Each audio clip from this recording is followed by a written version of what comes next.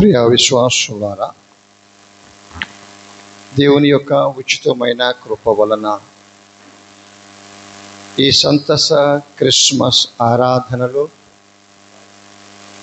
మీ అందరితో కలిసి పాల్గొని దేవుని వాక్యాన్ని అందించటానికి దేవుడు నాకు అనుగ్రహించిన సమయాన్ని బట్టి, ఆయుష్ను బట్టి నన్ను రక్షించిన నా యేసయ్యకు వందనములు చెల్లిస్తూ, ఆహ్వానించినటువంటి గురుమండల అధ్యక్షులు రెవరెండ్ చక్రధర్ గారికి, దేవసాయం గారికి, విక్టర్ ప్రేమ్ సాగర్ గారికి, జేమ్స్ గారికి, డేవిడ్ గారికి, దైవజనులందరికీ కూడా నా వందనములు చెల్లిస్తూ, ఈ సంఘ పెద్దలకు, స్త్రీల సమాజం వారికి, యవనస్తులకు నా ధన్యవాదములు చెల్లిస్తూ, చిన్న బిడ్డలకు నా ఆశీర్వాదాలను తెలియజేస్తూ ఉన్నా. మొదటిగా మీ అందరికీ కూడా సంతస క్రిస్మస్ శుభములు. నా తరపున, నా కుటుంబము తరపున తెనాలి పట్టణంలో నేను నిర్వహిస్తూ ఉన్నటువంటి సెయింట్ పాల్స్ వొకేషనల్ జూనియర్ కళాశాల పక్షముగా మీ అందరికీ కూడా అందిస్తూ ఉన్నా. మీ గురుమండల అధ్యక్షుల వారు రెవరెండ్ చక్రధర్రావు గారు, దైవజనులు రెవరెండ్ దేవసాయం గారు, రెవరెండ్ విక్టర్ ప్రేమ్ సాగర్ గారితో వారు తూర్పు గుంటూరు సేనలో పనిచేస్తూ ఉన్నటువంటి సమయంలో చాలా అన్యోన్యమైనటువంటి సహవాసాన్ని, పరిచర్యలో భాగస్వామైనందుకు, అది నేటి వరకు కూడా కొనసాగిస్తూ ఉన్నందుకు దేవునికి వందనములు చెల్లిస్తూ ఉన్నా. నా గురించి చక్కని పరిచర్య వాక్యములు పలికినటువంటి మీ గురుమండల అధ్యక్షులు రెవరెండ్ చక్రధర్రావు గారికి ప్రత్యేకమైనటువంటి ధన్యవాదాలు తెలియజేస్తూ ఉన్నా. ఈ దినమున యావత్ ప్రపంచము కూడా యేసయ్య యొక్క జన్మదినాన్ని జరుపుకుంటూ ఉన్నది. చదువబడిన 3 లేఖన భాగములను ఆధారముగా చేసుకొని ఆదికాండము 3వ అధ్యాయము 15వ వచనాన్ని నేను చదువుతూ ఉన్నాను, దయచేసి ఆలకించండి. మరియు నీకును స్త్రీకిని, నీ సంతానమునకును ఆమె సంతానమునకును వైరము కలుగ చేసేదను, అది నిన్ను తల మీద కొట్టును, నీవు దానిని మడిమె మీద కొట్టుదు అని చెప్పాను. ఈ క్రిస్మస్ దినమున నేను ఎన్నుకున్నటువంటి అంశము the incarnation of Jesus. The incarnation of Jesus. Yesu Kristu వారు మానవ శరీరమును ధరించుట, మానవ శరీరమును పొందుకొనుట. నవంబర్ నెల 25వ తారీఖు నుండి నేటి వరకు అనేక మంది దైవజనుల ద్వారా కానివ్వండి, విశ్వాసుల ద్వారా కానివ్వండి, మనము ఉదయకాల ధ్యానాలలో యేసయ్య యొక్క జన్మకు గల కారణాలు, ప్రవక్తలు ప్రవచించినటువంటి ప్రవచనాలను గురించి ధ్యానించుకుంటూ క్రిస్మస్ యొక్క ప్రాముఖ్యతను మనము విని ఉన్నాం. నా ఉద్దేశంలో వాట్ ఈస్ క్రిస్మస్? క్రిస్మస్ అనగానేమి? The son of God entered into human history. The son of God entered into human history. దేవుని యొక్క కుమారుడు మానవ చరిత్రలోనికి ప్రవేశించుట. దేవుని కుమారుడు మానవ చరిత్రలోనికి ప్రవేశించుట. ఈ మానవ శరీరంలోనికి ప్రవేశించుట అనున్నటువంటిది హైపోస్టాటిక్ యూనియన్తో ఏకీభవిస్తూ ఉంటూ ఉన్నది. హైపోస్టాటిక్ యూనియన్తో ఏకీభవిస్తూ ఉన్నది. ఏమిటి హైపోస్టాటిక్ యూనియన్ అని మనం ఆలోచన చేస్తే, మన రక్షకుడైనటువంటి యేసు స్వామిలో 2 లక్షణములు ఉన్నవి. ఈ 2 లక్షణాలను వివరించే దానినే హైపోస్టాటిక్ యూనియన్ అంటున్నాం. యూనియన్ అంటే కలయిక. ఏమి ఈ 2 లక్షణాలు? ఒకటి దైవిక లక్షణము, మరి ఒకటి మానవ లక్షణం. ఒకటి దైవిక లక్షణం, రెండవది మానవ లక్షణం, మానవత్వం. ఈ ఇన్కార్నేషన్ అనగా ఈ స్థితి ఏమి తెలియజేస్తూ ఉన్నదంటే, రక్షకుడైన యేసు స్వామి మానవ శరీరాన్ని ధరిస్తూ ఈ లోకమునకు వచ్చి ఉన్నాడు అన్నటువంటి దానిని ధృవీకరిస్తూ ఉన్నది ఇన్కార్నేషన్. ఇప్పుడు మనం చదువుకొని ఉన్నాం సువార్త పాఠ్య భాగములో యోహాను సువార్త 1వ అధ్యాయం, యోహాను సువార్త 1వ అధ్యాయం 14వ వచనములో, ఆ వాక్యము శరీరధారి అయి కృపా సత్య సంపూర్ణుడుగా నివసించెను. ఆ వాక్యము ఆది యందు వాక్యము ఉండెను. అదే వాక్యము ఆది యందు ఏ వాక్యమైతే ఉన్నదో అదే వాక్యము శరీరధారిగా కృపా సత్య సంపూర్ణుడుగా మన మధ్య నివసించెను. ప్రియ విశ్వాసులారా, యేసు స్వామి యొక్క మానవత్వం చాలా విస్తారమైనది. యేసు క్రీస్తు వారి యొక్క మానవత్వం, మానవ గుణాలు చాలా విస్తారమైనటువంటివి. యేసు క్రీస్తు వారు మానవుడిగా ఈ లోకములో జీవిస్తూ ఉన్నటువంటి వాటిలో కొన్ని లక్షణాలు, మానవులుగా మనం ఏమి కలిగి ఉంటున్నామో లక్షణాలు. మొదటిది నిద్ర. యేసయ్య మానవుడు అనటానికి ఆయన మానవాకారమును ధరించి పరలోక వైభవమును వీడి రిక్తునిగా, దరిద్రునిగా ఈ లోకములో జన్మించినప్పుడు ఆయన మానవ శరీరధారి అయి ఉన్నాడు. ఆయన ఈ మానవత్వంలో ఉన్నటువంటి లక్షణాలు ఒకటి నిద్ర. యేసయ్యకు నిద్ర యేసయ్య కలిగి ఉన్నట్టు చూద్దామా? లూకాసు వార్త 8వ అధ్యాయం, లూకాసు వార్త 8వ అధ్యాయము 22, 23 వచనాలలో, మరి ఒక నాడు ఆయన తన శిష్యులతో కూడా ఒక దోణి ఎక్కి సరస్సు అద్దరికి పోదామని వారితో చెప్పగా, వారు ఆ దోణిను త్రోసి బయలుదేరి వారు వెళ్ళుచుండగా ఆయన నిద్రించెను. ఇది ఒక లక్షణం, మానవ లక్షణం. మనకు కూడా లక్షణం ఉన్నది. Because we're all human beings. మనందరమును మానవులము కనుక మనకున్నటువంటి లక్షణాలలో ఒక లక్షణం ఏమిటంటే నిద్ర. రెండవది చూద్దాం. మత్తయి సువార్త 4వ అధ్యాయం 2వ వచనములో, 40 దినములు 40 రాత్రులు ఉపవాసమున్న పినపట ఆయన ఆకలి కొనెను. నిద్ర ఒక లక్షణముగా ఉన్నది అని మానవుడని చెప్పడానికి ఆయన ఆకలి కొని ఉన్నాడు. ఆయన 40 దినములు 40 రాత్రులు ఉపవాసముండిన పిదప అనేక పర్యాయాలు ఆయన ఆకలి కొని ఉండొచ్చును. ఆయన ఆకలి కొని ఉన్నాడు. మరి ఒక లక్షణం, ఫిజికల్ ప్రొటెక్షన్.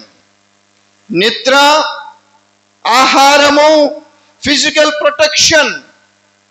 మత్తయి సువార్త 2వ అధ్యాయం, మత్తయి సువార్త 2వ అధ్యాయం 13 నుండి 15 వచనాలలో, వారు వెళ్ళిన తరువాత ఇదిగో ప్రభుదూత స్వప్నమందు యోసేపునకు ప్రత్యక్షమై, హేరోదు ఆ శిశువును సంహరింపవలనని ఆయనను వెదకపోచున్నాడు గనుక నీవు లేచి ఆ శిశువును ఆయన తల్లిని వెంట పెట్టుకొని ఐగుప్తునకు పారిపోయి నేను నీతో చెప్పు వరకు అక్కడనే ఉండుమని అతనితో చెప్పెను.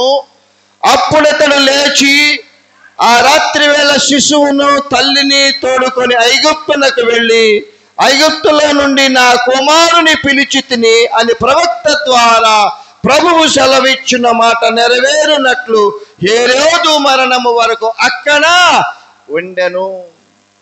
హేరోదు ద్వారా యేసయ్యకు మానవ శరీరమును ధరించినటువంటి లోక పాపములను మోసుకొని పోవు దేవుని యొక్క గొర్రె పిల్లకు రక్షణ కావలసి వచ్చి ఉన్నది. అందరికీ రక్షణ కలిగించేటటువంటి దేవుడు కలిగించేటువంటి రక్షణ వేరు, నీవు నేను కోరుకునేటటువంటి రక్షణ వేరు. దేవుడి నుంచి ఇచ్చే రక్షణ, దట్ ఈస్ సాల్వేషన్.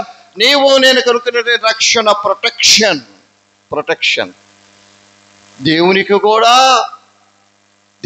కూడా రక్త మాంసములు కలిగి ఉన్నటువంటి ఈ బాలునికి కూడా రక్షణ కావలసి వచ్చి ఉన్నది విశ్వాసుల. హేరోదు మరణించు వరకు, అంటిల్ హేరోస్ డెత్. ఎందుకంటే 2 సంవత్సరముల నిండని ప్రతి మగ పిల్లవానిని వధించమని హేరోదు ఆజ్ఞ ఇచ్చి ఉన్నాడు కనుక హేరోదు నుండి కాపాడుకొనుటకు దేవుడే నిర్ణయించినటువంటి, తండ్రే ఇచ్చినటువంటి ఫిజికల్ ప్రొటెక్షన్. ఇవియే కాక ఆయన రక్తమును కాచి ఉన్నాడు. యోహాను సువార్త 19వ అధ్యాయం,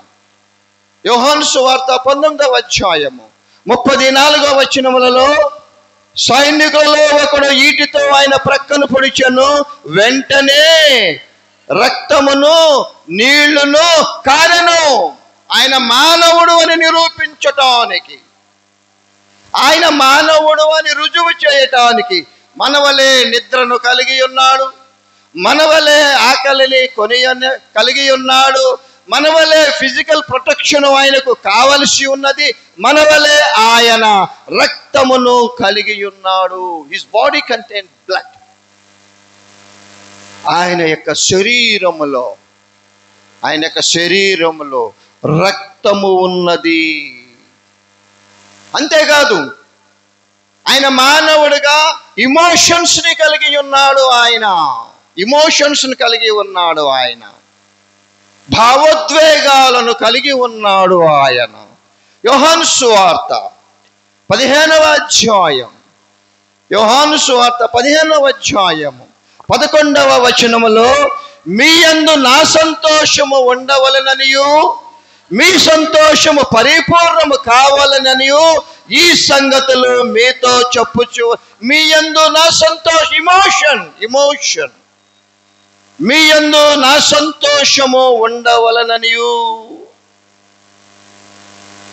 ఆయన విచారమును కూడా కలిగి ఉన్నాడు. ఆయన విచారమును కూడా కలిగి ఉన్నాడు ఆయన. మత్తయి సువార్త 26వ అధ్యాయము 36-37 వచనాలలో, అంతటా యేసు వారితో కూడా గెత్సెమని అనబడిన చోటికి వచ్చి, నేను అక్కడికి వెళ్ళి ప్రార్థన చేసి వచ్చే వరకు మీరిక్కడ కూర్చుండునని శిష్యులతో చెప్పి, పేతురును జబదయి 2 కుమారులను వెంటబెట్టుకొని పోయి దుఃఖపడుటకు చింతాక్రాంతుడటకు మొదలు పెట్టెను. ప్రభువారు కూడా విచారపడ్డారు. ప్రభువారు కూడా నిద్ర కలిగి ఉన్నారు. ప్రభువారు కూడా ఆకలి కొని ఉన్నారు. ప్రభువారు కూడా మనవలే ఫిజికల్ ప్రొటెక్షన్ వచ్చి ఉన్నది. మనవలే ఆయన రక్తాన్ని కలిగి ఉన్నాడు, మనవలే ఆయన భావోద్వేగాలను కలిగి ఉన్నాడు. విశ్వాసులారా, యోహాను సువార్త 8వ అధ్యాయము 40వ వచనములో, దేవుని వలన వినిన సత్యము మీతో చెప్పిన వాడనైన నన్ను మీరు ఇప్పుడు చంప వెదుగుచూ ఉన్నారే, అబ్రహాము అట్లు చేయలేదు. నన్ను మీరు చంపబోచున్నారే. ఆయన మానవత్వాన్ని తెలియచేస్తూ ఉన్నది. విశ్వాసులారా, కానీ కుమారుడైన వాడు, త్రిత్వములో ఏకమై ఉన్నటువంటి వాడు, తండ్రి కుమార 2వ స్థానాన్ని ఆక్రమించి ఉన్నటువంటి వాడు, శరీరాన్ని ధరించుటలో గల ముఖ్యమైనటువంటి ఉద్దేశము not to taste food or not to feel sorrow. ఈనాడు నీవు నేను యేసయ్య యొక్క జన్మదినాన్ని మనం జరుపుకుంటూ ఈ ప్రపంచములో అన్ని చోట్ల ఎవరు కనబడినా, వారు మనకి తెలిసినా తెలియకపోయినా హ్యాపీ క్రిస్మస్ అని మనము ఒకరిని ఒకరికి శుభాకాంక్షలు తెలుపుకుంటూ ఉన్నామే.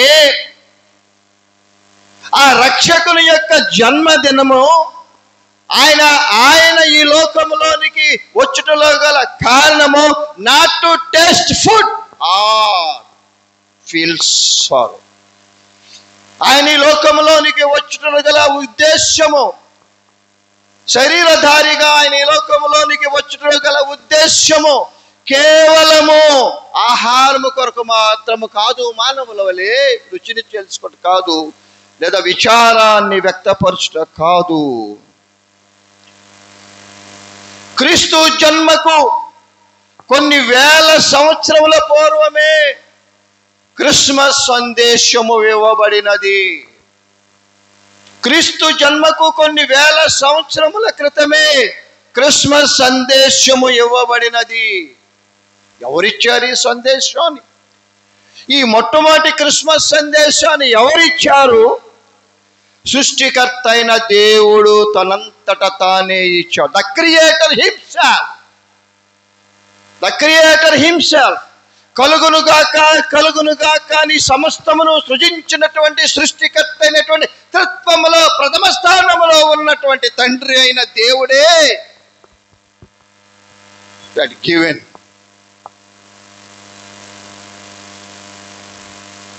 ఆయనే తెలియజేసి ఉన్నాడు. క్రిస్మస్ మొట్టమొదటి క్రిస్మస్ సందేశం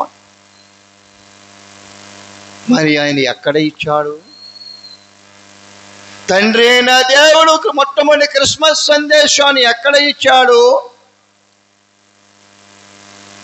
ఆ సంఘము ఏది?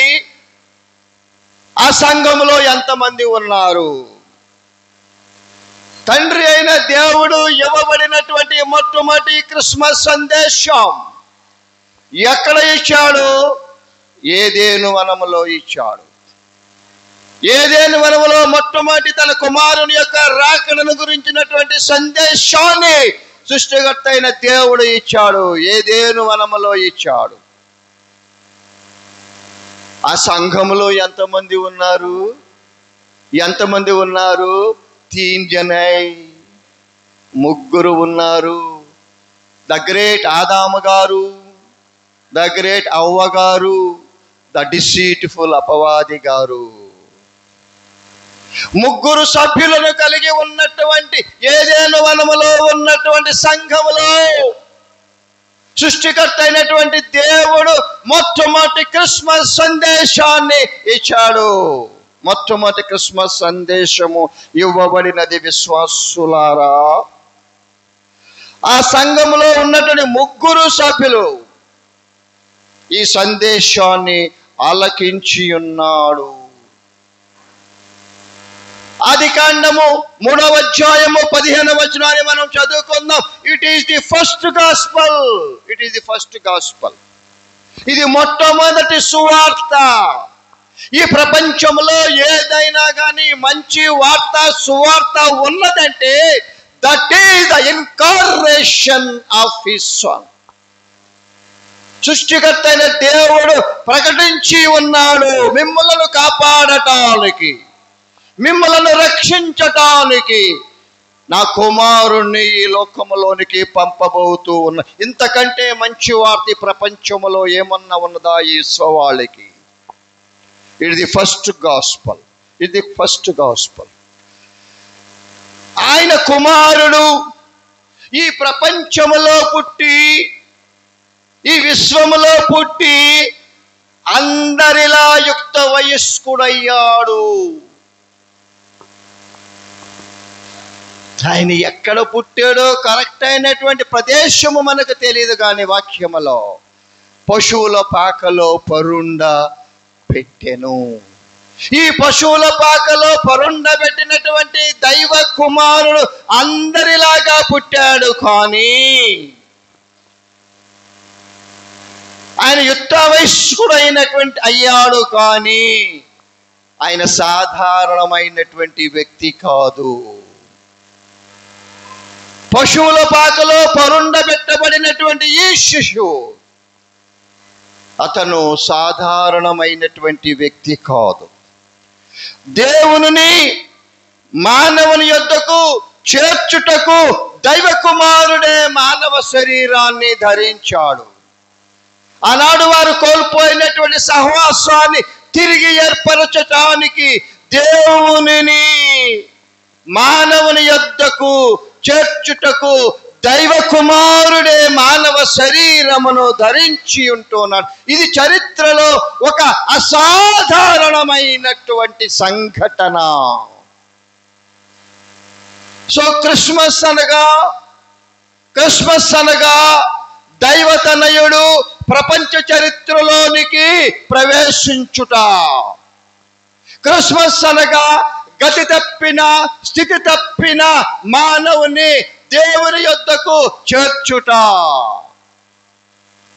తిరిగి దేవుని యొద్దకు చేర్చుట. యేసయ్యే గనుక ఈ లోకములో జన్మించి ఉండకపోతే where can we get our salvation?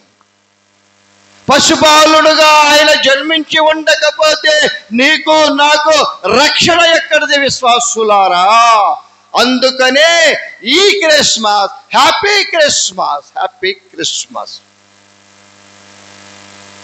మనందరికీ రక్షణను ఇవ్వటానికి ఆయన ఈ లోకములోనికి వచ్చి ఉన్నాడు. అందుకనే ఇది ది ఫస్ట్ గాస్పల్, ఇది ది ఫస్ట్ గాస్పల్. ఇది మొట్టమొదటి సువార్త అయి ఉంటూ ఉన్నది. అపోస్తలుడైన పౌలు గారు గలతీ సంఘమునకు రాసిన పత్రిక, గలతీ సంఘమునకు రాసిన పత్రిక 4వ అధ్యాయం 4-5 వచనాలను మనం చదువుకుందాం. అయితే కాలము పరిపూర్ణమైనప్పుడు దేవుడు తన కుమారుని పంపెను. ఆయన స్త్రీ యందు పుట్టి మనము దత్తపుత్రులము కావాలని ధర్మశాస్త్రమునకు లోబడి ఉన్న వారిని విమోచించుటకై ధర్మశాస్త్రమునకు లోబడిన వాడు ఆయను. మనమందరము కూడా ధర్మశాస్త్రాన్ని అనుసరించడంలో we fail. మనమందరము ఫెయిల్ అయినాము కనుక ధర్మశాస్త్రము ప్రకారము ఆయన మానవ శరీరమును ధరించిన వాడిగా ఈ లోకములో పుట్టి ఉన్నాడు. ఈ లోకరక్షకుని యొక్క జన్మ అనేక మంది ప్రవక్తల ద్వారా ఈ ప్రపంచానికి తెలియచేయబడినది. ఇదిగో కన్యక గర్భవతి కుమారుని కనును, ఆయనకు ఇమ్మానుయేల్ అని పేరు పెట్టదు. ఆయన పలికిన తర్వాత ఆలోచన చేశాడు, ఈ మాటలు నేను ఎలా పలికాను? ఇవన్నీ కూడా సత్య దూరమైనటువంటివి కదా. కన్యక ఏమిటి, గర్భము ధరించట ఏమిటి ఈ మాటలు నేను పలికాను అని ఆలోచన చేస్తే క్రీస్తు ఆత్మ ఆయనలో నుండి ఈ మాటలను పలికించినది. విశ్వాసులారా, దేవుని యొక్క మాటలను ప్రవచించేటటువంటి వాడు ప్రవక్త అయి ఉంటుంది. ఆ దినాల్లోనంట ఈ ప్రవక్త యొక్క వచనాలను మాటలను విన్నట్టు అనేక మంది కన్యకలుగానే మిగిలిపోయారంట. నా గర్భమున జన్మించాలి, నా గర్భమున జన్మించాలి, లోకరక్షకుడు నా గర్భములోనే జన్మించాలని చాలా మంది కన్యకలు అవివాహితులు గాని మిగిలిపోయి ఉన్నారు అనంట. కానీ యేసు యొక్క జన్మ పాపము లేనటువంటి జన్మ, పాపము లేనటువంటి జన్మ. యేసు దేవుని యొక్క కార్యాలను మనం ఆలోచన చేస్తే అసలు అవి అగమ్య గోచరములు, అగమ్య గోచరములు, మానవ మేధస్సులకు అందనటువంటివి. తన కుమారుని ఈ లోకములోనికి పంపటానికి అనాది కాలములోనే నిశ్చయము చేసుకున్నటువంటి సృష్టికర్తన దేవుడు తన కుమారునికి ఒక వంశావళి కావాలనుకున్నాడు. విశ్వాసులారా, నాకు ఒక వంశావళి ఉన్నది. మనలో ఉన్నటువంటి వారందరికీ కూడా ఒక వంశావళి, నాన్న, తాత, ముత్తాత, ముత్తాత ముత్తాత ముత్తాత ముత్తాత ముత్తాత. ఎవరికైనా వివాహం జరగాలంటే పెద్దలు చెబుతారు, అటు 7 తరాలు ఇటు 7 తరాలు చూడాలని చెబుతూ ఉంటారు కదా. తన కుమారుని ఈ లోకములోనికి పంపబోతూ ఉన్నాను కనుక నా కుమారునికి కూడా మానవునిగా నా కుమారుడు ఈ లోకములో జీవించబోతూ ఉన్నాడు కనుక నా కుమారునికి కూడా ఒక వంశావళి ఉండాలి, ఒక వంశావళి. అందుకనే ఎండిన శారా గర్భాన్ని తెరిచాడు. విశ్వాసులారా, తన కుమారుని యొక్క రాకడ కొరకు, తన కుమారుని ఈ లోకములో పంపటం కొరకు దేవుడు ఎండిన ఉడికిపోయిన వృద్ధాప్యములో ఉన్నటువంటి ఆ దంపతులు శారా గర్భాన్ని తెరిచాడు ఆయన. తన కుమారునికి ఒక పాపము లేనటువంటి గర్భము కావాలి, గర్భాశయము కావాలి. అందుకనే కన్య అయిన మరియను దేవుడు ఎన్నుకొని ఉన్నాడు. విశ్వాసులారా, ఏ పాపము లేకుండా నా కుమారుడు ఈ లోకంలో జన్మించాలన్న ఉద్దేశముతోనే దేవుడు తన కుమారుని ఈ లోకంలోనికి పంపి ఉన్నాడు. మత్తయి సువార్త 5వ అధ్యాయము 17వ వచనములో ధర్మశాస్త్రమైనను ప్రవక్తల వచనములనైనను కొట్టివేయవచ్చునని తలంచవద్దు, నెరవేర్చుటకే గాని కొట్టివేయుటకు నేను. That is the mission of his son. That is the mission of this son. యేసుక్రీస్తు వారి లోకములో జన్మించడంలో ఆయన యొక్క మిషన్, నేను కొట్టివేయటానికి రాలేదు గాని వాటిని నెరవేర్చుటకే ఈ లోకములోనికి వచ్చి ఉన్నాడు. రెండవదిగా మనం ఆలోచన చేస్తే మన పాపముల పరిహారార్థమై ఆయన రక్తము చిందించుట ఆవశ్యకము. మన పాపముల నిమిత్తమై మన పాపములను ప్రక్షాళన చేయుటకు, పాప బంధకముల నుండి నిన్ను నన్ను కాపాడుటకు తన కుమారునికి మానవుడిగా జన్మించాలి నా కుమారుడై అని ఆలోచన చేసి ఉన్నాడు.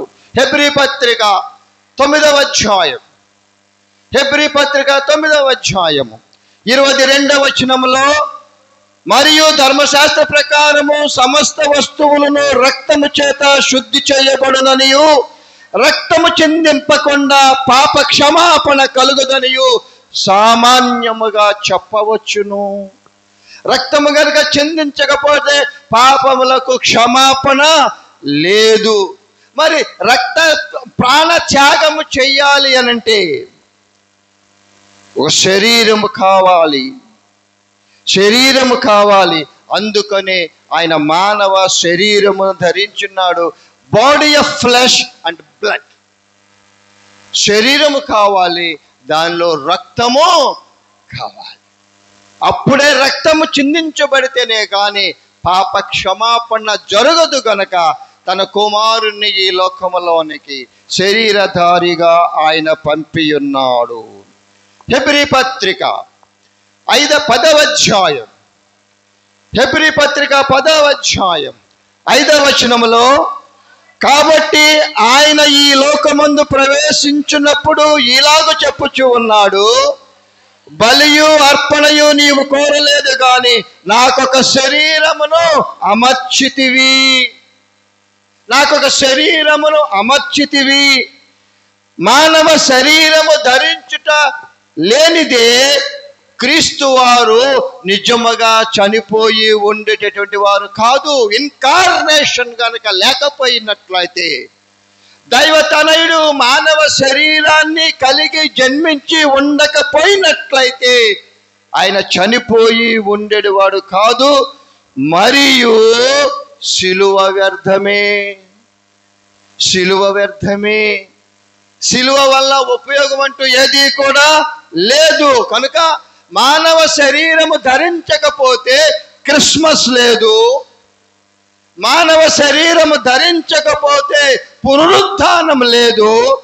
మానవ శరీరము ధరించకపోతే పాప విమోచన కార్యము లేదు.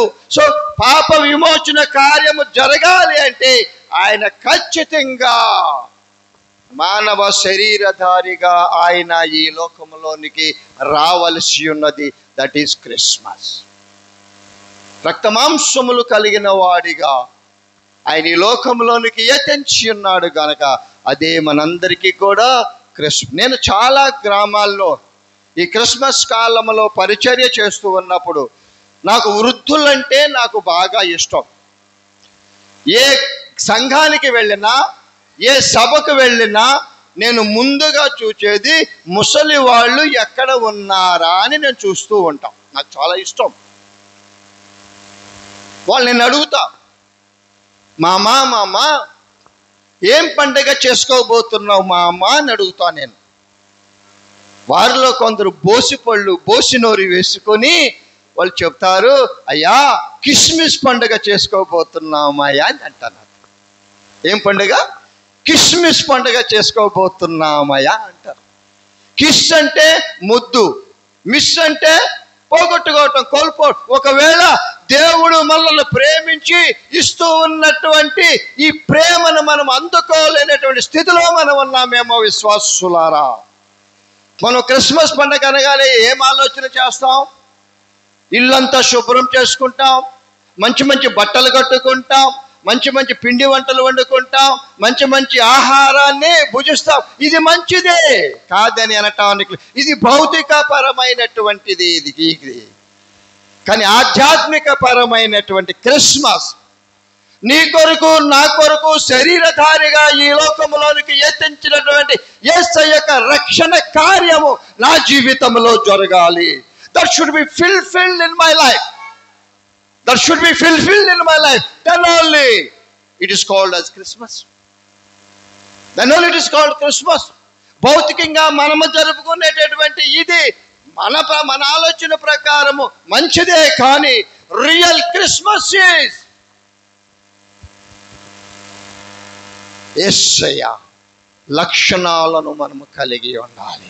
యేసయ్య ప్రేమతో నిన్ను నన్ను ఆహ్వానిస్తూ ఉన్నటువంటి ఆ ఆహ్వానాన్ని స్వీకరించేటటువంటి వారిగా మనము ఉండాలి. మనము ఆనాడు పశువుల పాకలో జన్మించినటువంటి యేసయ్య నా హృదయములో జన్మించాలి. యేసయ్య నా గృహములో నిర్మించాలి. యేసయ్య నా సంఘములో యేసయ్య జన్మించాలి. యేసయ్య జన్మించటానికి కావలసిన అర్హత గల జీవితాలను నేను సంపాదించు. Then only I am eligible to celebrate Christmas.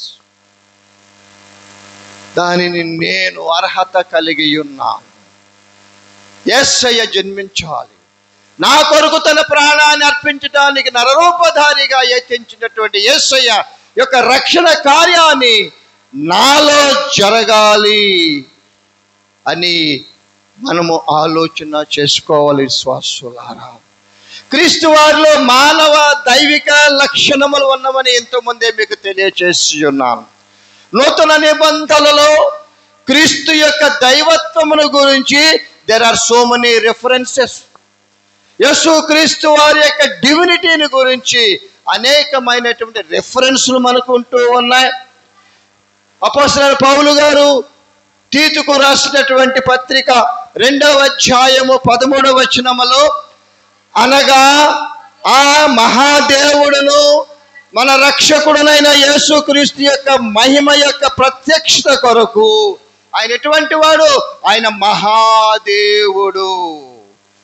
నరరూపధారిగా ఉన్నటువంటి ఈ యేసయ్య ఆయన మహాదేవుడు. రెండవది మనం చూద్దాం, ఫిలిప్పీ పత్రిక 2వ అధ్యాయం. ఫిలిప్పీ పత్రిక 2వ అధ్యాయము 5 నుండి 8 వచనాలలో, క్రీస్తు యేసునకు కలిగిన ఈ మనసు మీరును కలిగి ఉన్నది. ఆయన దేవుని స్వరూపం, రక్షకుడైనటువంటి యేసయ్య, పశుపాలుడిగా వచ్చినటువంటి యేసయ్య ఎవరి స్వరూపాన్ని కలిగి ఉన్నాడు? దేవుని స్వరూపమును కలిగిన వాడే ఉండి దేవునితో సమానముగా ఉండుట విడిచిపెట్టకూడని భాగ్యమని ఎంచుకొనలేదు గాని, మనుష్యుల పోలికగా పుట్టి దాసుని స్వరూపమును ధరించుకొని తన్ను తానే రిక్తునిగా చేసుకొనెను. చూడండి ఎంత ఉందో. మనుష్యుని పోలికగా పుట్టి దాసుని స్వరూపమును ధరించుకొని తన్ను తానే రిక్తునిగా చేసుకు, మరియు ఆయన ఆకారమందు మనుష్యునిగా కనబడి మరణము పొందునంతగా, అనగా శిలువ మరణము పొందునంతగా విధేయత చూపిన వాడే తన్ను తాను తగ్గించుకొనెను.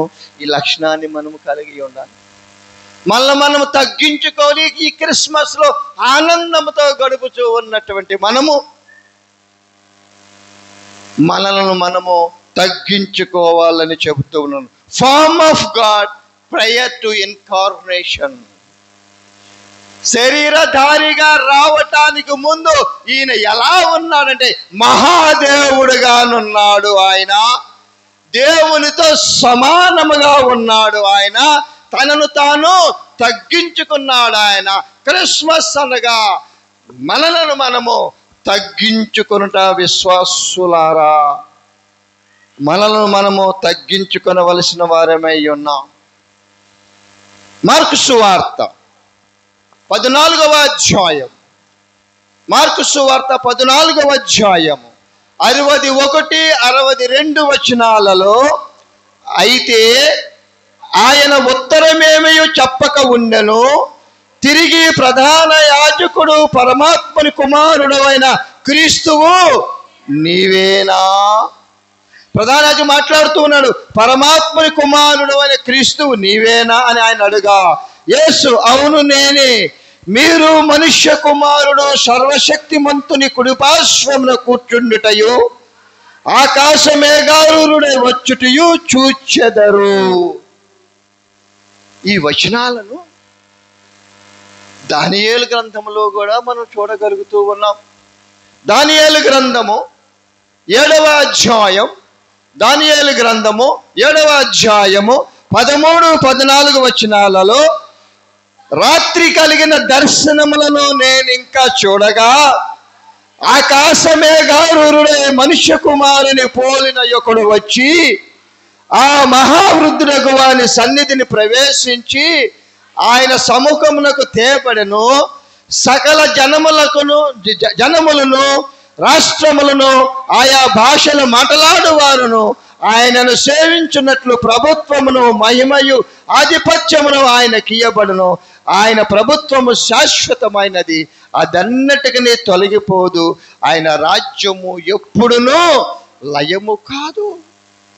దేవుని రాజ్యం ఆయన చెప్పి ఉన్నాడు, నేను ఈ లోకపరమైనటువంటి రాజ్యమును నేను స్థాపించుటకు రాలేదు, కానీ పరలోక సంబంధమైనటువంటి రాజ్యం.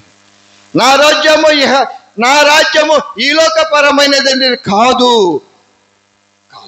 అని సెలవిచ్చినటువంటి దేవుడు నిన్ను నన్ను రక్షించటానికి, నిన్ను నన్ను కాపాడటానికి శరీరధారిగా ఈ లోకంలోనికి వచ్చి ఉంటూ ఉన్నాడు. కనుక యేసుక్రీస్తు యొక్క జన్మ, యేసుక్రీస్తు వారు మానవునిగా ఈ లోకంలోనికి జన్మించుట ఆయన మానవ చరిత్రలో భాగమై ఉంటూ ఉన్నాడు. విశ్వాసులారా, ఇంతటి సంతస క్రిస్మస్ను, ఇంతటి అమూల్యమైనటువంటి క్రిస్మస్ను నీవు నేను జరుపుకొనుట దేవుని యొక్క కృపయే ఉన్నది. దేవుని యొక్క కృపయే ఉన్నది. అనేక సందేశాలు ఈ దినమున 4 సందేశాలు మీరు వింటూ ఉన్నారు. ఇది 3వ సందేశం మీరు విని ఉన్నారు. ఆయన శరీరధారిగా రక్త మాంసములు కలిగిన వాడుగా ఈ లోకములోనికి ఎత్తించుటకు గల కారణము సర్వమానవాళిని పాపముల నుండి రక్షించటానికి, సర్వమానవాళికి రక్షణ దయచేయటానికి మన దేవుడు ఈ లోకంలోనికి వచ్చి ఉన్నాడు. విశ్వాసులారా, క్రిస్మస్ అంటే చాలా మనందరం ఎప్పుడు వస్తుందని మనం ఎదురు చూస్తూ ఉంటాం. పండగ రానే వచ్చింది, ఒక గంటలో పండగ అయిపోయింది. వచ్చాం, దేవుని వాక్యాన్ని విన్నాం, ఇంటికి వెళ్తాం, ఏం చేస్తారో నేను చెప్పను. అయిపోయింది పండగ. కానీ అది కాదు. నిత్యము మన జీవితాల్లో క్రిస్మస్ పండుగ జరగాలి. నిత్యము నా జీవితంలో యేసయ్య జన్మించాడు, నేను ఈ క్షణం వరకు నేను సజీవంగా ఉన్నానంటే అది నా దేవుని యొక్క కృప. ఆయన లేనిదే నేను బ్రతకాలి. I can't live without Christ. ఆయన ఈ లోకంలోనికి వచ్చినదే శిలువ మ్రాను మీద తన ప్రాణాన్ని అర్పించటానికి, ఆయన రక్తమును చిందించటానికి ఆయన ఈ లోకంలోనికి వచ్చి ఉన్నాడు. విశ్వాసులారా, ఇంతటి మహోన్నతమైన పర్వదినాన నీవు నేను ఈ పరిశుద్ధ ఆలయంలో చేరి ఆయన జన్మదినాన్ని జరుపుకొనుట మనకు చాలా ఆశీర్వాదం అని తలుస్తూ ఈ సమయంలో దైవ వర్తమానాన్ని అందించటానికి దేవుడు నాకు అనుగ్రహించిన సమయాన్ని బట్టి దేవునికి వందనములు చెల్లిస్తూ ఆహ్వానించినటువంటి గురుమండల అధ్యక్షుల వారికి, వారి యొక్క సహోద్యోగులకు లేదా సహ పాస్టర్ గారులకు, సంఘ పెద్దలకు, స్త్రీల సమాజం వారికి, యవనస్తులందరికీ కూడా యేసయ్య నామములో వందనములు చెల్లిస్తూ ఉన్నాను. మీ అందరికీ మరి ఒకసారి సంతస క్రిస్మస్ శుభములు మరియు రాబోవు నూతన వత్సరం యొక్క శుభములు తెలియజేస్తూ ఒక వచనముతో నా యొక్క సందేశాన్ని ముగిస్తాను. మనం ఏమి చేయాలో ఈ యొక్క చిన్న వచనం మీకు వినిపిస్తాను. సిలువను మోసికొని సువార్తను చేపట్టి, సిలువను మోసికొని సువార్తను చేపట్టి, యేసుని వెంబడింపా ఎంత భాగ్యము నీచితివి, యేసుని వెంబడింపా ఎంత భాగ్యము నీచితివి. స్తోత్రం చెల్లింతుము, స్తోత్రం చెల్లింతుము. చేయోను మార్గములో పలు శోధనలు రాగా, చేయోను మార్గములో పలు శోధనలు రాగా, సాతాను జయించుటకు విశ్వాసము నీచితివి, సాతాను జయించుటకు విశ్వాసము నీచితివి. స్తోత్రం చెల్లింతుము, స్తోత్రం చెల్లింతుము.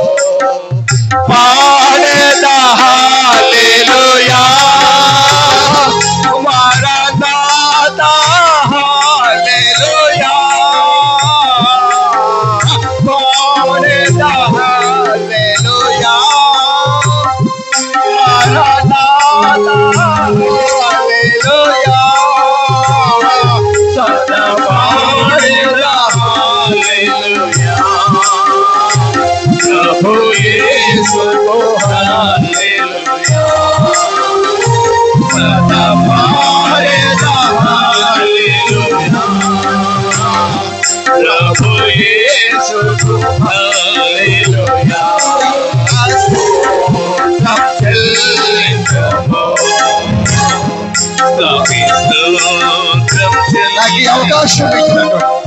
నాకు ఈ అవకాశం ఇచ్చినట్టు సోదరులు పాద్రి గారులందరికీ మీ అందరికీ మరి ఒకసారి వందనము చెల్లిస్తూ, నేను నా భార్య నా చిన్న కుమార్తె కలిసి ఈ దినమున మీతో ఈ క్రిస్మస్లో పాల్గొనటానికి దేవుడు మాకు ఇచ్చిన సమయాన్ని బట్టి దేవునికి వందనములు చెల్లిస్తూ, మీ అనుదిన ప్రార్థనలలో మా పరిచర్యను జ్ఞాపకం చేసుకొనండి, మా కళాశాలను జ్ఞాపకం చేసుకొని ఖచ్చితంగా మేము దేవుని పరిచర్యలో అనేక గ్రామాలు సందర్శించడానికి దేవుడు తన వాక్యంలో ఉన్న మర్మాలు మాకు దయచేయాలని మీ అనుదిన ప్రార్థనలో జ్ఞాపకం చేసుకోవలసిందిగా I once again wish you all happy Christmas and a very prosperous New Year. Thank you very much. సమస్త జ్ఞానమును గమనించిన దేవుని సమాధానం యేసుక్రీస్తు వలన మీ హృదయములకు తలంపులకు కావలి ఉండుగాక. ఆమేన్.